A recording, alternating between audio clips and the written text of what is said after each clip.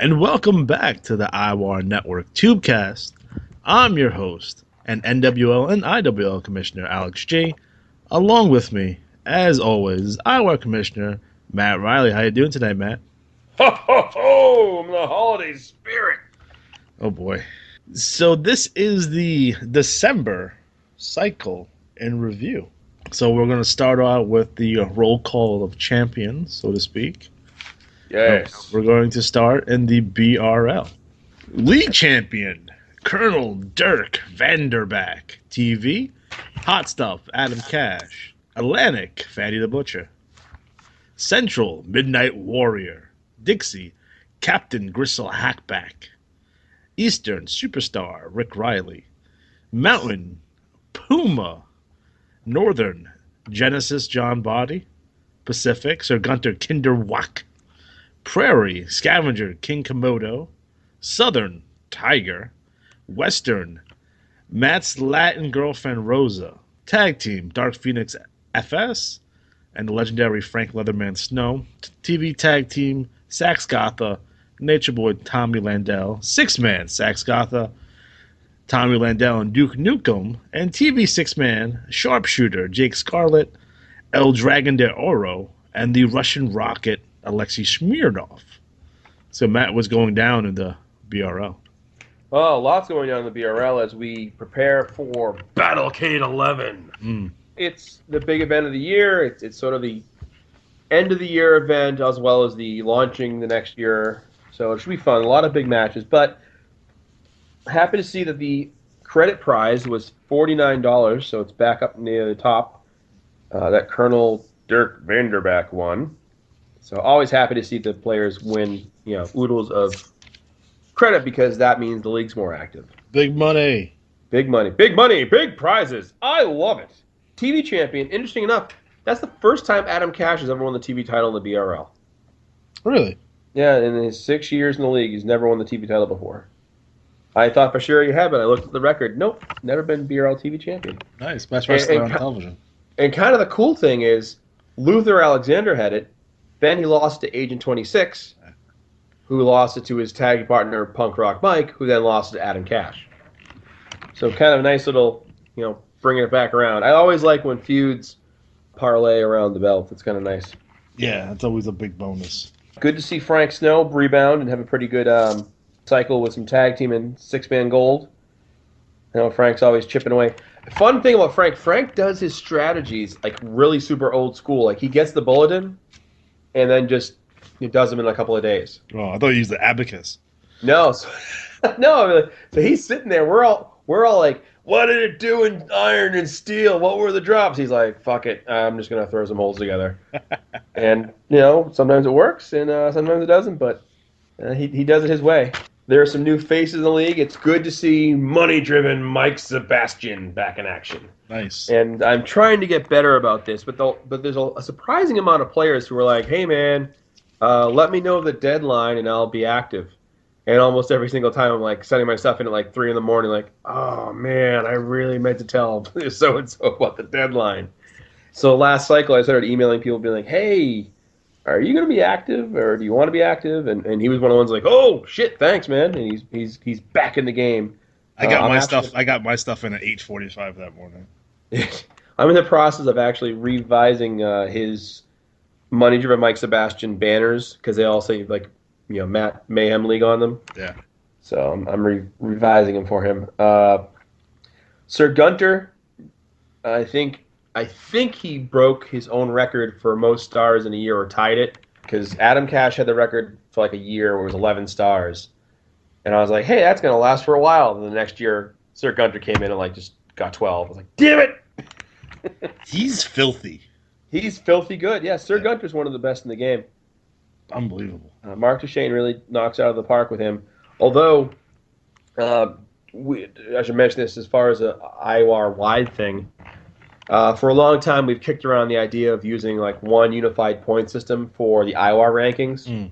So you might see like in the CWL, he awards, I think it's 30 points for the BRL. I'm sorry, 30 points for winning a Battle Royal, which is a lot, but it drives home the importance of the Battle Royal.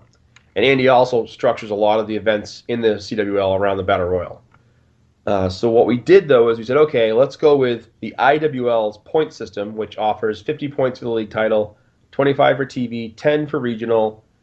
He had 5 for Battle Royal, which we used to too, but I thought, all right, let's split the difference and make it 10. So it's like a bonus. Because most of the time when you win the Battle Royal, you're going to grab a belt too. So it's like a little bonus for doing that. Tag team and six-man remained 15 and 5. And then the majors were 25 points and 15 for minors. Report titles, that is. But the idea is that going through and kind of setting the table even that way allowed us to enact one of the things we got an email about, which was, hey, could we see a top 10 in the IWAR based off their ring points, if you will. So now we'll have that in the next issue. So you'll have this next issue, which will be number 79, I think. No, 80. I'm sorry, number 80. Oh, okay. So you'll see new rankings on the IWAR news page that'll offer up the top 10 tag, singles, tag, six-man, and then popular and hated. So a little side note there, but we are working to make the game more competitive, and it is really kind of fun to see how you stack up against other competitors. Yeah, absolutely. I mean, when you look at what Big Blank and Killer Clown did in NWL, we'll talk about that in a minute. But when you look at what they did in there and what like Toxic did in the CWL, so it's a really cool thing to do. So BRL-wise, we have some people active, to get back to my main point there. Puma and Tiger are back in action. That's kind of nice. We have newcomer Natalie Bowen from the NWL, so she's in there, so it's good to see her active and in there. Jimmy North is back active, which is great to see. Same with Jake Scarlett, Alexei Smirnov. There are other people, Job the Bottom Feeder. And then there's some other people. The Middle Knight came in. He's done really well. An impressive streak by Gran Sabrosa, who is still undefeated. Unbelievable. Yeah, it was like first like, oh, he's like 20-0. Then he's 40-0. Now he's like 108-0. And usually you don't pay attention to streaks like this, but he's been beating some good people. Yeah. And he's currently in the Global Title Series, so he might walk out of the Global Title Series with the belt. Fatty the Butcher, I believe, won the Battle Royal, and that makes his all-time BRL leading 9th Battle Royal victory, which was like, really? Wow, Fatty the Butcher, okay. He had a 500, so he could do something with that. Who knows? Be nice. Yeah, I poor Fatty. He's a former Metro champion. Give the guy some love, huh? And rumors abound that he might be going through a transformation. Is there going to be bathroom confusion on this? Is there what? Is there going to be bathroom confusion? Yes. Oh boy. Yeah. Sorry. There could be. Yeah, I'm looking at the roster. The roster's really coming together well. I always encourage people to take part in the BRL, to trash talk, have fun. There is a really fun roster there, and it's good to see it growing. I know some people are coming to the league and they get frustrated because it is very tough. But stick with it, enjoy the game, and do your best. Fantastic. So next up is the CWL, Unified, Prince of Pain, Streaming Media, Norman Spivey, United States, Koenig, Yukon, Uma Takada, Caribbean, Fleetwood Statler IV, Amazon Basin, Bayou Hazard, Bubba Love, Lou Bayou, British Isles, Forgotten Vagrants, Arabian, El Puma Plata, South African, Touchy Feely, Fingers Fairlane, Siberian Sledge, East Asian, The Evil Being, Oceanic, Railroad Warrior, Hammer, Unified, Prince of Pain, and The Evil Being, Streaming Media Tag Team, Bayou Hazard, Buck BG Bayou, and Bubbaloo Bayou, Unified Six-Man, Forgotten Vagrants, Garrett Shadowstar, and The Tyrants, David Hammerhead, and Streaming Media Six-Man, The Railroad Warriors of Hammer, Ty, and Spike. If anyone read the match write-up we did for Black Belt Jones versus Luther Alexander gets a Railroad Warrior pop, as he calls it. So that was a little salute to what's going down at the CWL. Oh, it's a goddamn mess. No. No, actually, interestingly enough, a few cycles ago, a former huge star in the IWA, Sadistic Steve Supreme, came back into the game as far as IWAR goes. And he has kind of a couple cycles to kind of get his footing, and now his tag team of note, if you will, Prince of Pain and Evil Being, have taken the tag and the league. So they're back in the swing of things. Steve Supreme is currently pummeling poor Barry Stevens back into nothingness. Oh, poor guy. But it was funny. I often kind of give you a behind the scenes. People will say to me like, "Oh, hey, what do you know about this Steve guy? He cuts a very mean promo like online and posts or whatever, And I always say, well, Steve cuts a very good promo. He cuts what I would refer to as the pipe bomb of promos without being obvious about it. He just does a good job building his character up, delivering heated promos or ones that just burn. Like he had a really good promo against Barry Stevens. It's like I was like, oh, poor Barry, he sucks. Which I tend to have happen with him. So it's good to see Steve and his tag team back in the swing of things. Kudos to Norman Spivey coming into the CWL and taking the TV belt, sporting an impressive 71 wins and 2 losses. Nice. And then Tugata, the Yukon champion, heard through the grapevine, scored a 501, so he might make an appearance on the IWA Report / always. If you had a 501 with a regional champion, then you're automatically in the running for the national title. It's not, people have said to me like, oh, I got a 501. I'm like, yeah, it's good. Is it perfect? Because if it ain't perfect, you're not guaranteed anything. So, good to see that happen. So hopefully Tugata will pull it together. The Wrestler of the Year race is kind of down to like Toxic and Toxic only. The only 2 guys that are within striking distance, unless something major happens, would be Fleetwood Statler IV and I think Farragus Brennan. So if either of them pull some kind of major, like they win the Battle Royal and the league and they score like a 50-point jump, otherwise Toxic's going to be Wrestler of the Year. And good for Toxic. Really putting it together a good solid year. Waiting for them to have a really solid feud. They're kind of like the Rockers when they're in WWE, like waiting for them to break out. And then of course they broke up. So, FYI, Hazard and Toxic were Luther Alexander's first set of henchmen. Really? Yeah. Fun fact. Yeah, there you go. So yeah, we also see the Bayou Hazard boys. We also saw take the TV tag, Forgotten Vagrant and Shadow Star and Hammerhead, who I always like to remember when we had our Johnny Vendetta Cup. It was Hammerhead and Shadow Star that won that in the NWL, and it just Rude Duty's arrived, so it's good to see him in there. Yeah. What is Rude Duty going to do? Is he going to keep up his fan favorite ways or revert? I could see him going against Steve Supreme in a fun battle there. Oh, absolutely. That's the thing that Steve Supreme really needs a top tier opponent. Barry Stevens is kind of like barely keeping up. He's Virgil. It's not Virgil. He's more the Repo Man, Papa Shango, Tito Santana. The Repo Man, yeah.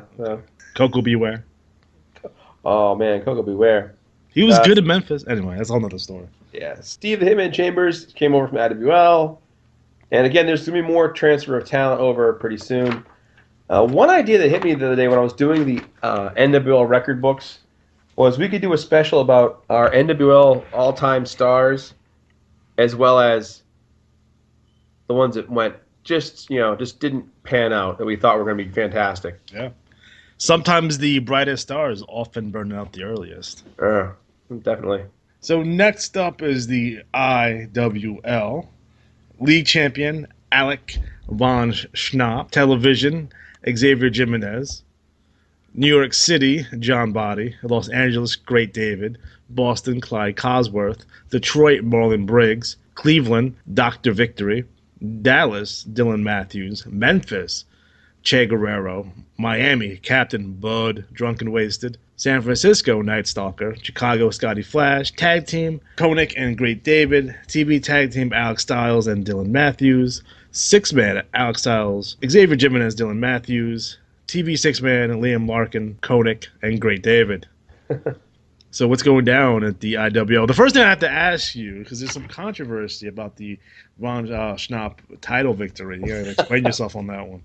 Yeah, I got a text from from Ryan. What the hell did you do? So behind the scenes in the IWAR draft, Alec Von Schnapp was drafted from the CWL, the IWL. Steve Hitman Chambers was drafted from the IWL, CWL. So instead of sitting there and transferring them out because neither of them really, I don't give a shit about their records, I just changed their names. Steve Chambers was a regional champion last cycle. He was the Boston champion, actually. Alec took over that spot. So actually, I wrote some TT to go along with it where, it came out that, oh, I'm taking the shots. Hey, fans, yay. And boom, he won the title in his first cycle in the IWL. So it's his first, I don't know if it was his first match or not, but let's see if I look at the record books here. Exciting fans here. I'm really excited to see some action here. Yeah, no, it wasn't his first match, but his first cycle, champion. So, the youngest von Schnapp brother who's looking to make a name for himself has done so. His first right out of the bat. Boom, here you go. How you doing? Give me a title. Nice to see 5 draft picks win championships, like, really early. Right. Great job by all of those guys. Yeah, we have that. And then, of course, good to see Night Stalker back on the title page. It's been a bit, Che Guerrero came in. Good to see him do that.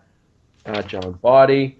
Scotty Flash back on the title scene. I got to say, I'm proud of Scotty Flash. And I'll tell you why. Because if you open the IWL Bulletin and you thumb through and you look through the trash talk, the News Flash, which is Scotty Flash's interview segment, cut quite the angry promo at Cowboy Jim Spur, who, as IWL fans will remember, attacked Scotty Flash last cycle, handcuffed him to the ring ropes, and then made him watch as he piled drove his valet through a table. Dastardly. I'm pissed because I've done so much shit to that valet, and I never got that kind of response. I whacked her in the head with a chair. I threw fire in her face. Just all kinds of fucking crazy shit, and I never got that reaction, so I'm jealous. So, yeah, it was good to see that kind of response. And again, as far as IWA fundamentals, if someone takes the time to attack your wrestler or call them out, part of the game is interaction. It's a big, big part of it. So, respond to it, react to it. You don't have to necessarily play along. Like, there were guys in one league that I was involved with that were all over the place, and it was hard to kind of figure where they were going. So you try to do your best to kind of play along. But oftentimes, as long as you just put in the effort and respond, it'll pay off. And we'll see where this feud is going, because it's been going on for quite a while. Poor delusional Jim Spur blaming Scotty Flash for everything, including being picked last in the IWAR draft. That was Scotty Flash's fault too. That's awesome. So so good to see. And of course, the current war that's kind of consuming the entire roster is the Revolution Extreme taking on the All-Stars of the IWL. Yeah, it seems like everyone's been talking about RX this cycle, which is good. Yeah, good to see. Good to see. We have a cover person. It was Isaac Slaughter. He had won the Chicago Cup, so he got cover on the post-to-post, which is cool. Like to see that. So we have the Noble House Revolution Extreme kind of partnership, which is going into full force. A new Revolution Extreme logo. Yes, I love it. Yeah, which is pretty neat. I dig that. Oh, big news. We have a new American Territories champion. Koenig defeated Aleatari 2 straight to take the championship. Rigged. So rigged. Bad booking by me, because I thought that they would at least split the first 2 and the last match would be at the pay-per-view. So I think I'm going to have Koenig take on a mystery opponent, and I gotta figure out who that's going to be. Jim Spur. What? Alec von Schnapp. That's interesting. I guess I'm going to announce at the next pay-per-view, the American Territories Championship will be defended in an Elimination Chamber match. So it'll be 5 men in this match, and the title will be on the line. I will have 4 qualifying matches to get the 5 top contenders, and we're going to have an Elimination Chamber match at the next pay-per-view. And we'll see if Koenig can survive that. Under normal circumstances, I probably wouldn't put anyone else in a position other than him, because he's that good. And he still might win it. So, I mean, it's a bad spot for him, but I think he can handle it. Don't forget that Soul Survivor will be next cycle. Don't be like me and think it was last cycle. Yeah. So it will be next cycle. The winner of that will not only win IWA credit, they will also get a shot at IWL Heavyweight Championship, and they will receive a real championship belt. So it's going to be a great contest, and kind of good way to kick off the first quarter for the new regime in the IWL. Yeah, I think it's going to be fun. Do you have a certain number right now on how many people have entered? I have an unofficial, but I don't want to share it. Okay. I'm still getting some late entries. Yeah. So I'm excited. We know who won't be in it. The Dungeon Master Gregwood Snodgrass. Yeah, he's fired. I wanted to see the Masked Dungeon Master, but Yeah. Is he gone, by the way? I meant to ask. I don't think he's in there anymore. Oh, wow. Well, no, he's still ranked, but I think he's inactive. Okay. Let me see here. Is he? Yeah, he's inactive. I'm not personally a fan of like any kind of like loser leaves the league type deals. I like them only when you get to come back as the Midnight Teamster. That's you, Teamster. How can you say that? It's in the name. That was a fun angle. Yeah, that was good. DC Hannon's a bum. Is he? Was in a box? That was a fun feud. Talk about a guy who responded to like trash talk. That was great. All right, that's our IWL recap. Huh? Anything else? I think that's it. That's all. So next up is the NWL League. Big blank number 1. TV blank. Atlantic Dr. Ares. Central big blank number 2. Dixie Lady Warrior. Eastern Neo Dragon. Mountain Black Belt Jones. Northern the Icon Hulk Hollywood. Pacific the Untamed Iron Bull. Prairie Winston Smith Jr. Southern Bullman. Western the Undead Hammurabi. Tag Team Lockdown and Neo Dragon. TV Tag The Blanks 1 and 2. 6-man BA Fox Whitey White and the Patriot. And the TV 6-man Big Blank number 1, Big Blank number 2, and blank. So Big Blank number 1 had the junior Triple Crown. Yes, the almost Triple Crown. But the overall big story here is that the Wrestler of the Year race So tight. was so tight, and it's now standing at 155 for Big Blank 1, who took the league title, and then Killer Clown at 150. And it's one of those things that, it's technically speaking, actually, I should redo the points because the new point system changed a bit with the scoring difference. So now it's still tight as all hell. It's still a 10-point difference, but Big Blank 1, 265, Killer Clown, 255, then Aaron McFleece at 160, and Johnny Vegas at 130, with Marcus Monroe following up at 5 at 125. So, some really good competitors there. That being said, Killer Clown is now the number 1 contender. There is 1 cycle remaining in this year.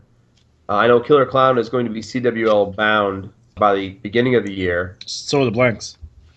Oh, okay. All right. So, in theory, though, he could always take one last shot and give it a mix, or he could jump over and just tip his cap. But what we do in the NWL is a bit different. Is for Wrestler of the Year, obviously whoever scores the most points is the Wrestler of the Year. What we do for Rookie of the Year is whoever the runner-up is Rookie of the Year. So Killer Clown will be Rookie of the Year unless something major changes. Yeah. But talk about the award stuff after we finish our league recap. But yeah, it was a good cycle. I will say, I was amused that we kind of go through cycles, no pun intended, in the NWL for certain names. For a while, we had 8,000 Scorpions. Yeah. Terminators of various spellings. We had Warriors. And now we've got Bulls. Iron Bull, Bull Man. There was a Raging Bull for a while. So. Isn't there the Russian Bull? There was, yes, Russian Bull as well. Yeah. Who sadly, I was trying to get the manager to really do better, and he was determined to get his record to 500 or above, and I think he stopped playing. So, damn shame. Yeah, what are you gonna do? Look, going through the trash talk, I like the. There's a wanted poster with a police sketch, and it's a man in a ski mask. What is it? I didn't see that one. It's a wanted. It's a wanted, and it's a guy in a ski mask, and it's a police sketch. It's the most. That's one of the most creative things I've ever seen ever. So. But who did it? I don't know. Let me see. Does it be Killer Clown? I mean, his TT's right next to him. I don't know. Maybe. We did get a nice Christmas rhyme from Billy Jack Novak. Yes. He sucks. I will say my happiest thing about the TT and the NWL of the cycle was that Johnny Vegas increased the font. He did. We've been gently heckling him for months now to increase the size of his font because he sends in like 6 pages of trash talk, and it was like double pages. Like, oh my god, dude, it's good stuff. You just couldn't read it. And again, I will defend him because the IWA was shrinking his stuff down. Right, but even so, like, it's good to see it, in big size. It's like, no pressure on the kid, but this guy's got a commissioner in his future if he wants it somewhere. So then we had the Black Belt Jones versus Killer Clown for the national championship. Yep, Dude had some interference, and Black Belt Jones took the championship. Although he's not very happy about it. This month was also season's beating, so I do expect to get match write-ups from everyone sooner rather than later. I'd like to get them sometime next week. Helpful, so I can put that together. And I guess we'll talk about the Black Belt Jones versus Luther Alexander match that was live on the IWAR Network Facebook page. Yes. And, doing that was an idea I had. I think I talked about it on a previous show. When I was in 7th grade, we had this English teacher, and basically we told a story by going around the room, and each student would add a piece of the story. So we did exactly that with this match. So we had multiple people, writing lines for this match, and we went in a certain order. It's basically what I expected. I was kind of hoping I would get a little bit more participation on it, but that's okay.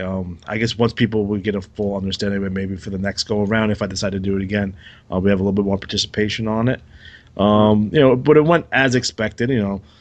As a first, run a run through a test. Again, I'm just testing to see how it would work in the future if I decide to do it. It went pretty well. It wasn't a disaster that I was hoping it wouldn't be. So overall, I'm pretty happy with it. Probably way too many run-ins on it. You think? But that's par for the course. And if I do this again, I'll probably put a couple more stricter rules on things like we can't have people run in if you're not in that league. Right, unless there's someone's coming to the league. It's definitely. But other than that, I think it was fun. It was a good time. So I really enjoyed it. So if you guys definitely want to check that out, it's on the IWAR Network Facebook page and see the match, and it's some hilarious stuff. I think the finish I did was sweet. Essentially. And just to give you a spoiler here, Black Belt Jones goes for his finishing hold, which is the Shining Wizard. Luther catches him and reverses it, which actually I've seen that happen only once. It was CM Punk and AJ Styles. AJ reversed the Shining Wizard, picked them up, and did a Styles Clash. So, it was amazing. So in this instance, Luther picked them up and did a buckle bomb. Black Belt Jones pops out of the corner and does a popo kick, which if anyone watched Jushin Thunder Liger match is basically a front flip with a kick on it. Nails Luther in the face. They're both down and out, and they stagger to their feet. They trade super kicks, and then all of a sudden Black Belt Jones goes to his kata, his martial art kata, and hits him with a crane kick, like from the Karate Kid. 1, 2, 3, it's all over. And Black Belt Jones wins the match in Russia, by the way. And a pro Luther crowd became pro Black Belt Jones at the end. So just stealing stuff from the '80s. It's awesome. And then George Steele ran out. What? Yeah. Remember we had that freaking bear? He had a stuffed animal. Remember? Oh yeah. Yeah, that was weird. All right, so that was the NWL. So, Matt, why don't you take us through the IWAR at large? IWAR at large. Well, there was some controversy in the Triple D Cup Finals, which pitted the Endgames and Vincent Payne from the BRL against the Von Schnaps in the CWL and the combo of Bullman, Dr. Victory, and Dr. Aries. And what ended up happening was, first, Dr. Victory's strategy was screwed up. That didn't help. Then, in the match between the Von Schnaps and Bull, Aries, and Victory, they put Steve the Hitman Chambers in the mix instead. So that got screwed up. So what we're doing is sort of they win the title, they won the championship, and they become the first IWAR World Six-Man Champions. And as a way to kind of make up for the guffaw, Now the Von Schnapps will face the World Six-Man Champions in their first defense, if you will. Nice. Tag Team Derby is down to 8 teams. And there's 8 teams and I believe 7 managers. So it's kind of cool that, like, we have a good mix. Yeah. I always shoot for that, or I always hope for that. The first Johnny B. Cup, one of the good and bad situations was, it was like, oh, winner take all prize. Well, that's fantastic. Everyone wants this huge prize. And then it was just my 4 guys in the final. So it was no way I could lose out in the prize. I smell of rats. Yeah, I got lots of, Senior Lucha had to do all this stuff. Yeah, Senior Lucha had an extra match, so shut up. But what we've done with it since is now that when we do prize structures, we try to make it more inclusive, where, like, in the Johnny B. Cup, the 4 top finalists won prizes.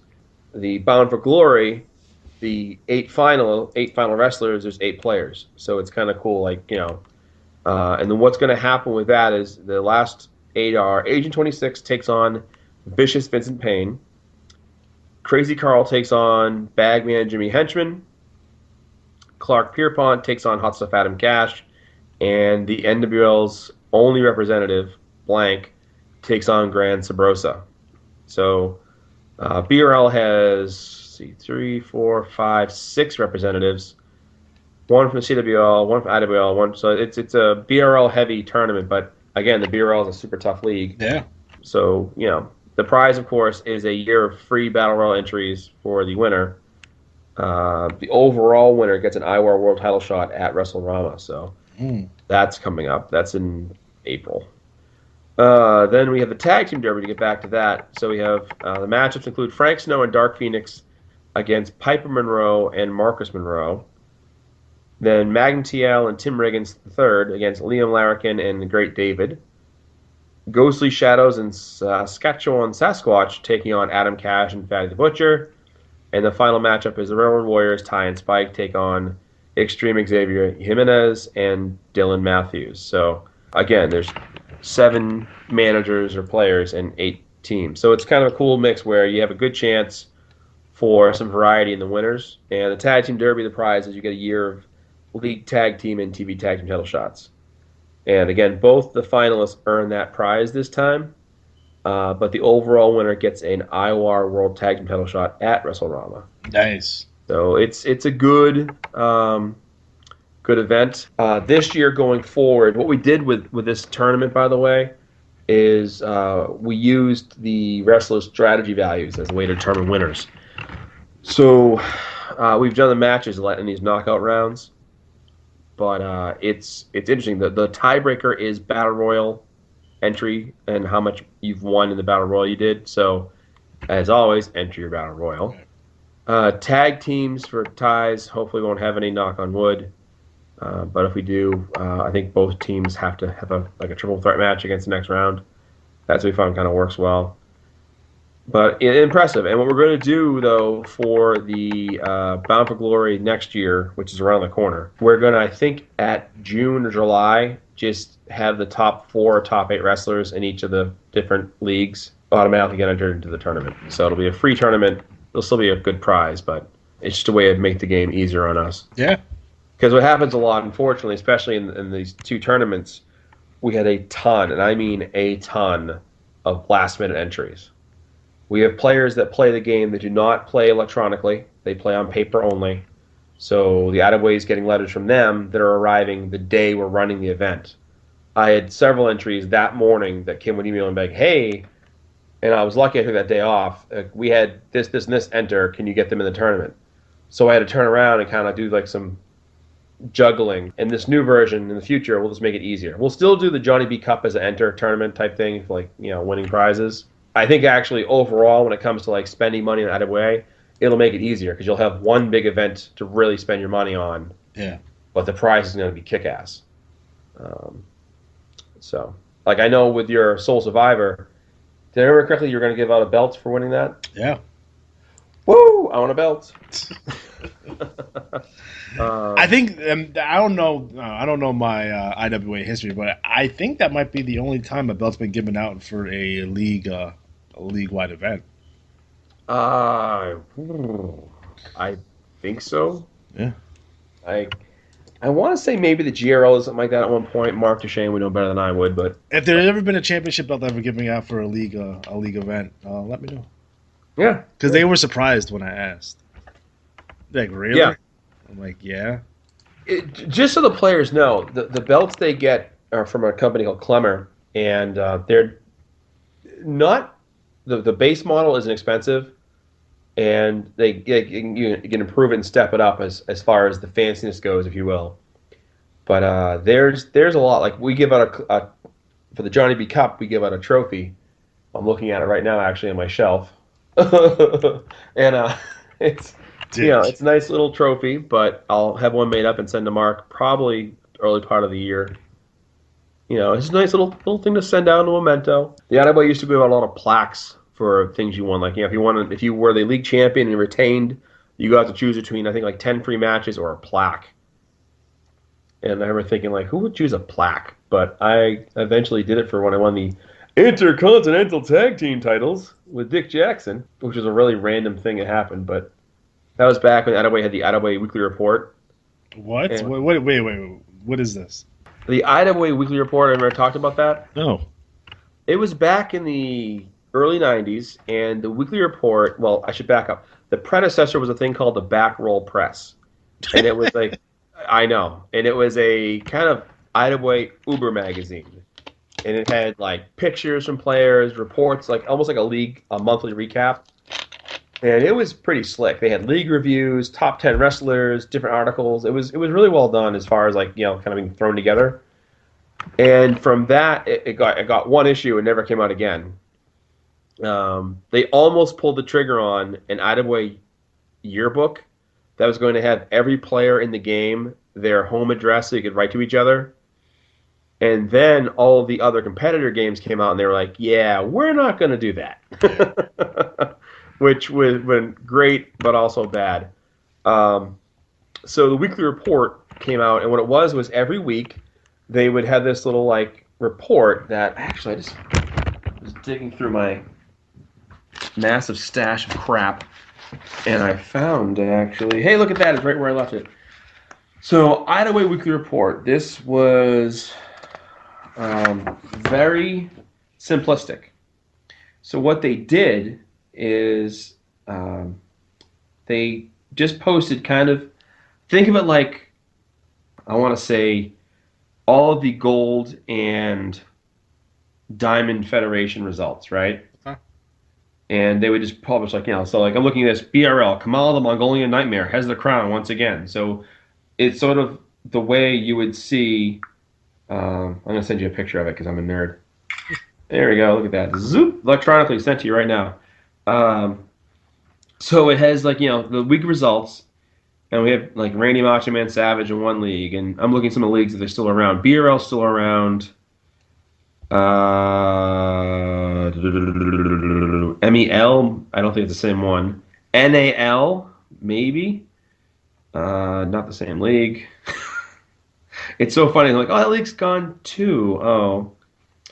Let's see. Well, the news of the week was a second ladies league added to the IWA roster, the Great Amazon League.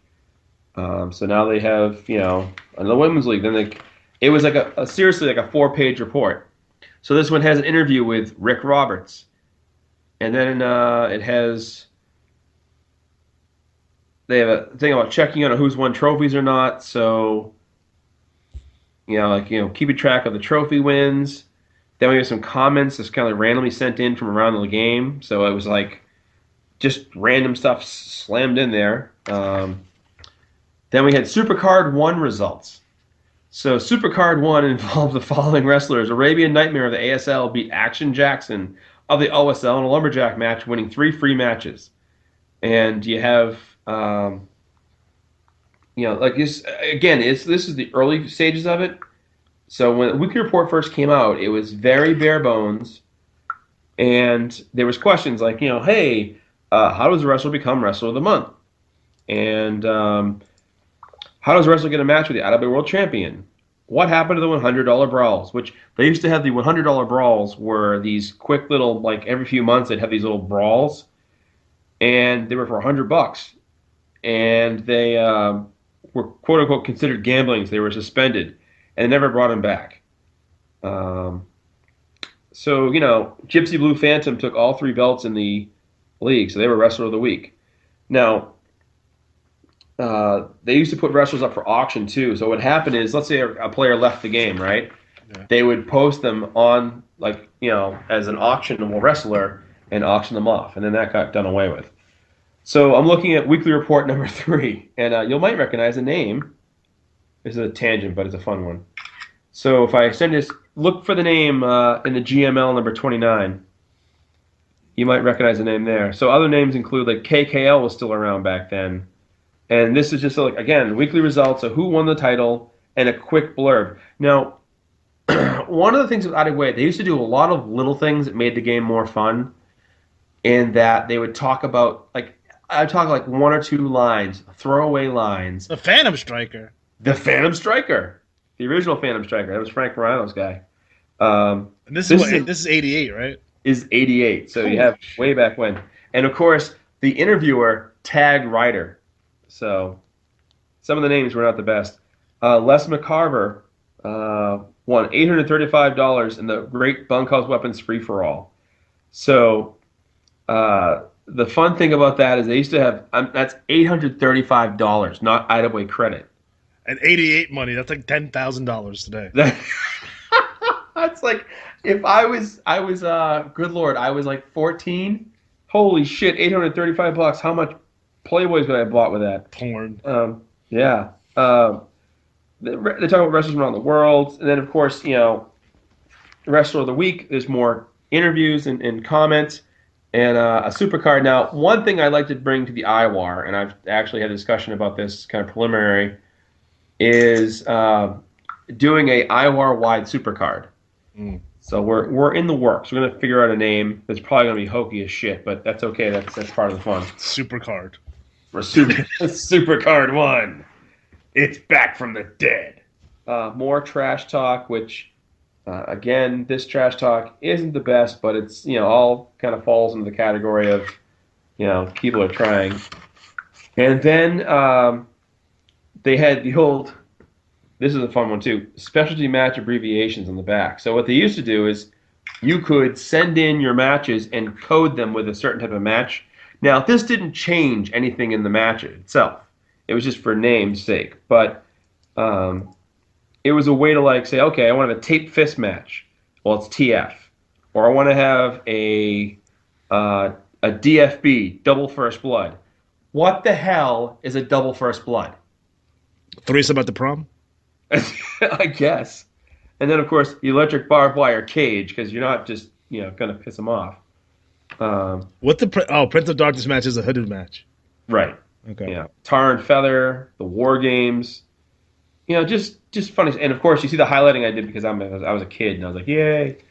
So that was the IWA Weekly Report. Now, the thing is, that's the old version. They get newer over time, and I got, the final edition I have here, too. I used to have a shit ton of these, and then they all went away. This is the final one, which is number 138. Do they charge money for this? Because on the bottom it says, don't miss a single issue of the weekly report, just $1 an issue. Right.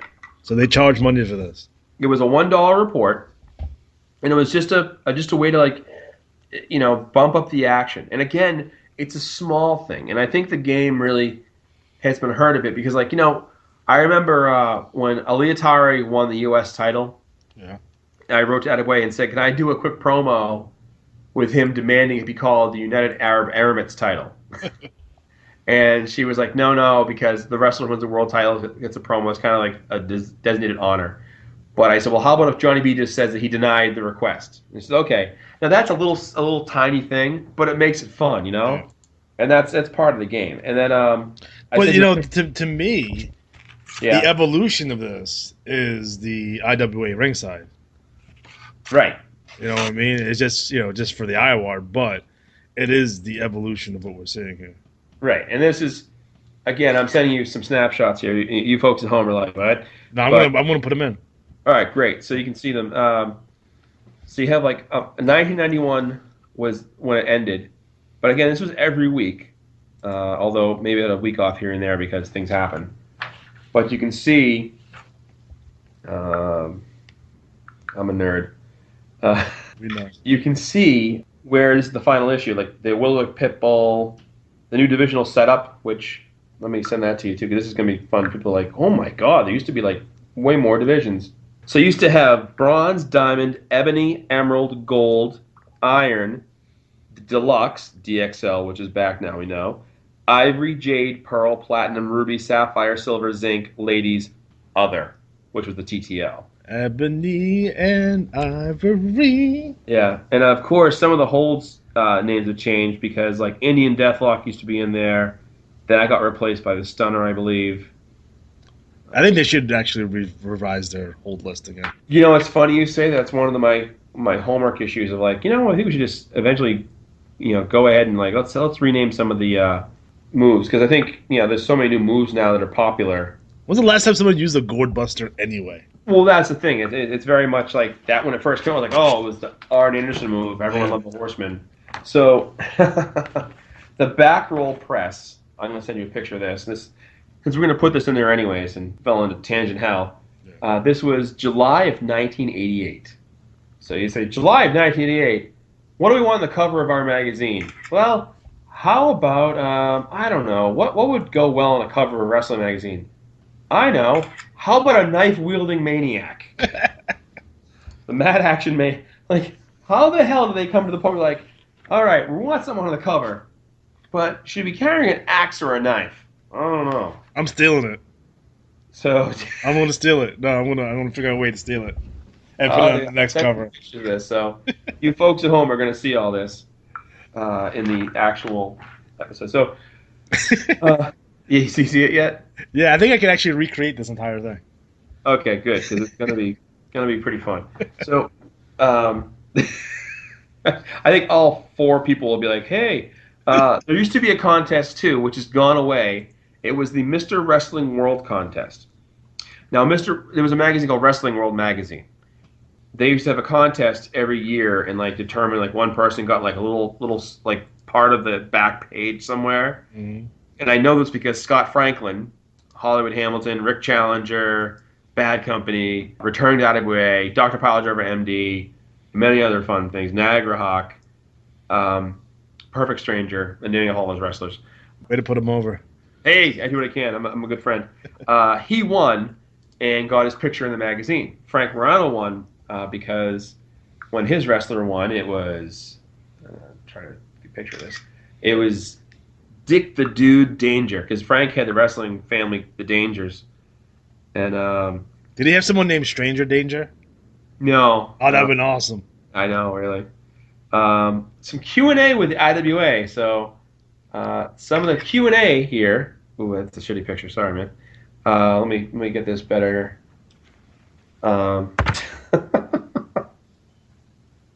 Yes, I have documents from 1988. That's the kind of kid I am. So, do sneak attacks cost money? No. Do you take checks? Yes. Who can wrestle the champion? Back then it was 6 regional champions, and those contenders adding up to 10% of the wrestlers of the league. So if you had 80 wrestlers, the top 2 contenders, and the regional champions, so that's like 6, regional and 2. So think about that back in the day. The bigger the league, the better your chance to get a league title shot. But if you were in a small league and you were number 1 contender, but the league was tiny, nope. Sorry, folks. When was the IWA started? October of '85. They ask about, my tag team beat the champions, but they don't have the belts. You goofed up my record. What do I do? You didn't do my matches. How come? The more things change. They've been dealing with this shit for 30 years. I was gonna say, yeah. It's like Jesus. Kim somewhere pulling her hair out of her head. I guess he Kim as a small child, with a cattle prod. Kim, you spelled that match name wrong. What's your phone number? We're looking into the possibility of a 1-800 number. I will tell you this. I don't remember the number now. I have it written down somewhere. But I myself and several other players spoke with Johnny B way back when, a few times. And that was always kind of a cool conversation because it was like speaking to the Godfather. But he was such a cool dude. And I always felt bad because when I was in Georgia living with Scott and wrestling, I was kind of negotiating I wouldn't call it a deal, but I was going to do a handbook on how to become a commissioner and how to like set up your league and all this stuff. And then I ended up just leaving the game shortly thereafter, but it was in my wheelhouse. What happens when a league dissolves? So, interesting tidbit here. I'm going to take a picture of this because I think it's one of the most interesting things I never knew. I don't know if it's still true or not, but being that it's the IWA, it could be. The question is, what happens when a league dissolves? The managers who send their matches in transfer to the league free of charge and get free matches for doing so. Leagues dissolve if there are less than 70 matches in any 1 month. Now that is what I'm curious if that's still a standard they hold to. How many cards is that? 70 matches. That's about 5 matches per card. So 12 cards. Maybe I think the lowest we've seen is like 11. I believe the lowest I've seen is 11 too. Yeah. Then what we'd have going through here is you'd have a whole bunch of I won the pictures you sent me. We were supposed to have a lengthy interview with Sheik Yerbouti, but a reporter was mugged by some Sheik hater, and all his notes were stolen, so that interview will have to be postponed. Yeah, that was Frank too, because Frank ran the Dangers and Sheik Yerbouti. Yeah. I always say Frank was a controversial figure in the game. He certainly was. He was one of the first players to go big roster, and unashamedly so. Let's see here. King of the Column contest is submit a column, and again, a list of wrestlers of the month in IWA. They used to do wrestler of the month every month, and you can see like the GML, BRL, PPL, ASL. Terry Terrific in the SPL, Hot Rod Hoven, King Kong Blubber. Nice. Siberian Soviet, Gorgeous Jimmy Farger.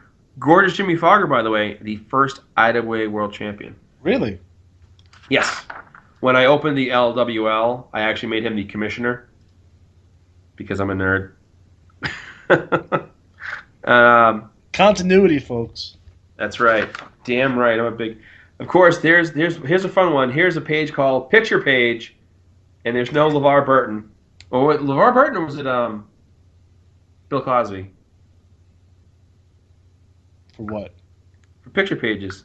The fuck is Picture Pages? It was a kid show. Picture Pages, lots of fun with Picture Pages. I don't know. I didn't watch PBS. I think it was, yeah. Then you had sports division news. So you can see the drawings here, and these are probably people are going to laugh their ass off at the drawings. I would not call them the world's best, but this is. I am stealing all of these. What? I'm stealing all of these. Gonna work them into the game anyway. I will say I remember Ray Savage. I remember that wrestler because I remember thinking like Ray Savage, really. He looks like Lenny Poffo. Pretty much, yeah. I remember the thing about this that came out. I was like all excited because some of my leagues were in here. I was like, oh man, a Chain Gang League. And of course, it was right after the month that Brad Blaze, Bodacious Brad Blaze, lost his title. Now, what the IWA used to do a lot of too, and they don't do anymore, obviously, but back in the day, Johnny B was always looking to diversify his opportunities. So he actually, this game called Dauntless Explorers was essentially Dungeons and Dragons, but like through the mail. And Frank had this idea that what we'd do is he'd have players basically send in their stuff, roll out the adventure, and then write it up, and you get to almost like a role-playing adventure, like you get a recap of the adventure. So sort of like D&D, if you didn't actually sit down to play, but just wanted to read about the results. There it is. There's an interview here with former ASL star Raven Black, the interview. So he was Raven Black, the Indian, not interview. Jesus. The number one contender to Nick Danger's belt. And then the Dalton's Explorers, there was a whole thing explaining how everything worked. It was a lot like wrestling where you had like pick moves. Oh my God, Frank's old address. I got to write that down because I've been trying to get a hold of his parents for a long time. Now, was this done on the old school word processor, you think? Like, because I'm looking at the font, and it's very typewriter-ish. Yeah, I'm sure. I mean, I used to do my reports on a typewriter. Jesus. I remember I did it on, a typewriter for a long time, and then I had to hawk it when I was in Georgia. I was so broke. Let's see here. I won't send you every page, but we had the Tag Rider Report, which was kind of like a random review. Winning tips from Tippy Win. Again, the names weren't the best. Tippy Wind? Tippy Win. Oh, I'm using it. I'm bringing Tippy Wins back. In 2017, the NWL is going to be littered with like Tag Rider, Tippy Win, Ray Savage. That's going to pop someone at the office, at the very least. Yeah. Well, before Kim, there was L'Oreal, or Lorelei, I forget how I say her name. There was a Kim before Kim, actually, if you didn't know that. It's funny, like, the XXL had 421 matches and almost broke down the computer. Like, it was just these random things here. Now, the Roving Invaders League, which was a really random idea. The idea was Roving Invaders were going to be, you'd have a certain number of wrestlers that would go to a league, and you'd know what league you were going to, but no one else would. So you'd have to almost like figure like, okay, I have a wrestler, and I've got to go to the AWL. It's in steel. And you wouldn't know what league you're going to until, like, the end of your current cycle. Now, of course, in today's world, you'd be able to, tweet out what league you're going to next. But it was a way of making the game more fun. It's funny to me, and looking at this, there's like a lot of things trying to innovate, and not for nothing, the IWA's been stale for a while. They basically haven't changed anything. No, I think that's where they're reaching out to people at this point. Well, that's the thing is, and I sent you the Match of the Month report, and this was Awesome Sean MCA, which was another Frank guy, against Sean's manager. No, I'm sorry, Sean MCA was somebody else. Who the hell managed him? Shit, I forget who managed him. But it was Shake Your Booty versus, like the Bulls, kind of like the wrestler who was the Sting of the time. Then, of course, there it was the Iron Division, which I forgot about, which is where I had my first league, the Clawing Cat League. And Mike Blood Fury Titan was one of those random guys that popped up. But Noble Sheik and Lord Henry Carlisle, and if you're in the BRL, you know those names. They were an awesome tag team. They really were. They were fun to play with. Gold Division. Where was the? I didn't look and see where the BRL was back then.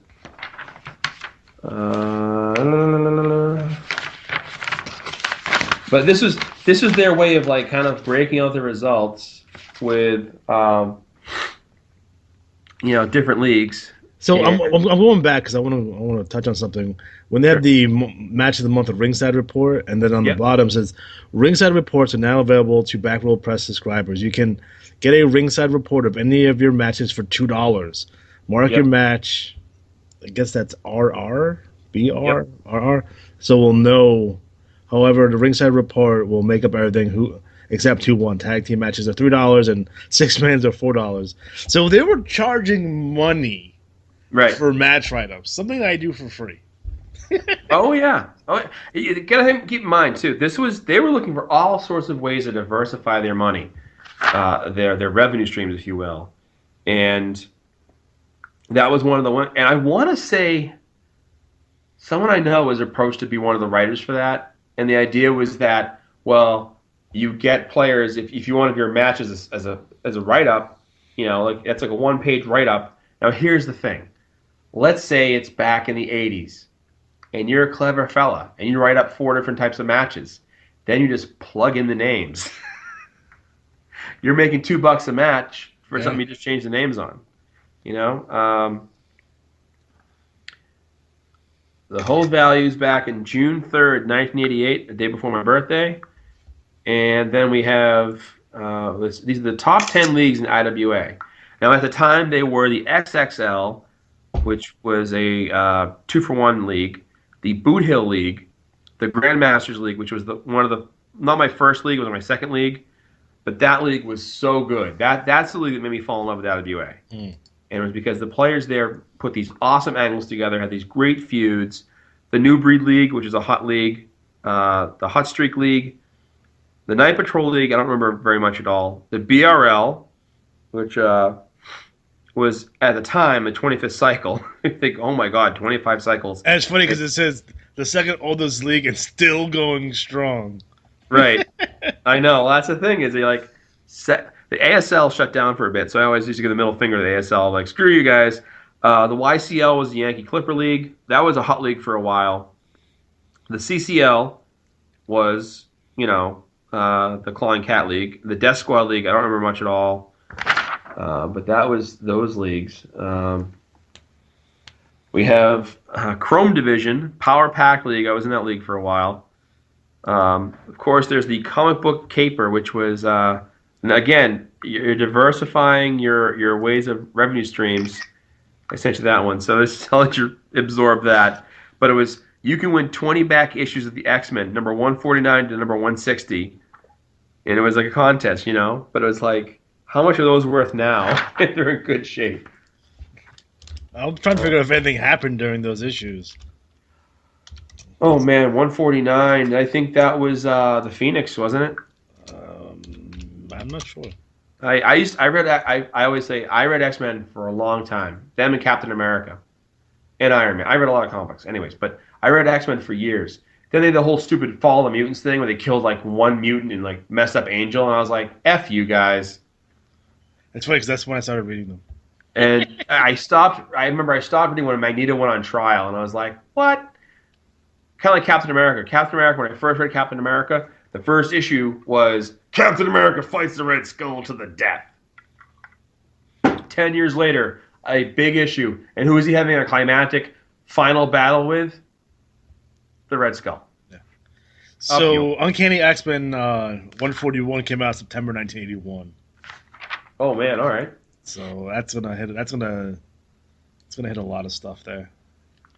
Okay, here comes the top 10 wrestlers as of June of 1988, and they were Shake Your Booty, who was the world champion. He retained. The world title used to be really weird. It used to be done very differently. It was more of a thing where all the divisional champions, like only the top winner of that, then challenged the world champion. It was really bizarre. Really? Yeah, and it was kind of sketchy. People thought it was kind of like there was rumors that like, oh, well, Frank got the world title because he did so much for them, because he poured a lot of money into them. Like I used to laugh, people would be like, oh, the IWA gave you a world title. Yeah, they waited 27 years to give me the world title because, I obviously, really earned it. But the guys who spend $500 every month on the game, yeah, they're not getting anything for free.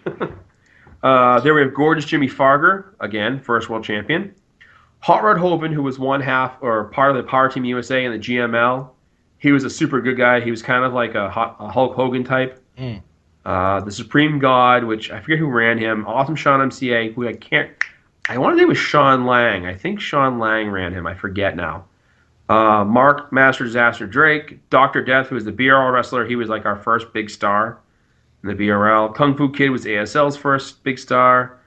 Ultimate Knight, and then Diamond Timothy Dallas, who in the GML, there was the Dallas Dynasty, which I always love that name. And it was Alex Dallas, and then he had like various Dallas family members, but that was different leagues. But Alex Dallas was like the big, like J.J. Dillon, if you will. And that was that, as they say. And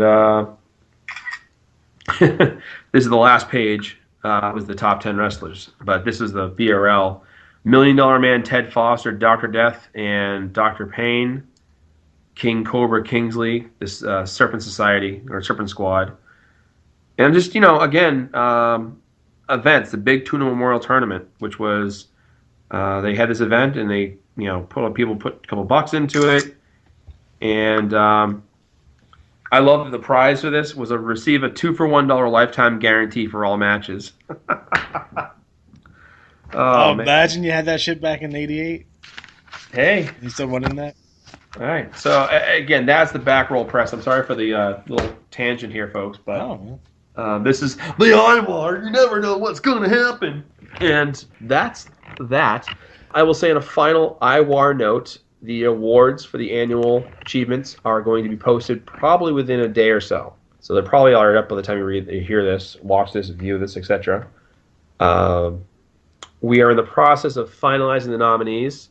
I want to thank everyone who sent their list of nominees and posted it on our IWAR network page, which now has a new group homepage, so you'll see that in the next issue. You're going to see some new looks from the IWAR going into 2017. So we'll be trying to mix things up that way. But yeah, so now we have a little flashback there for you. So I dig it. We are officially out of time. Officially.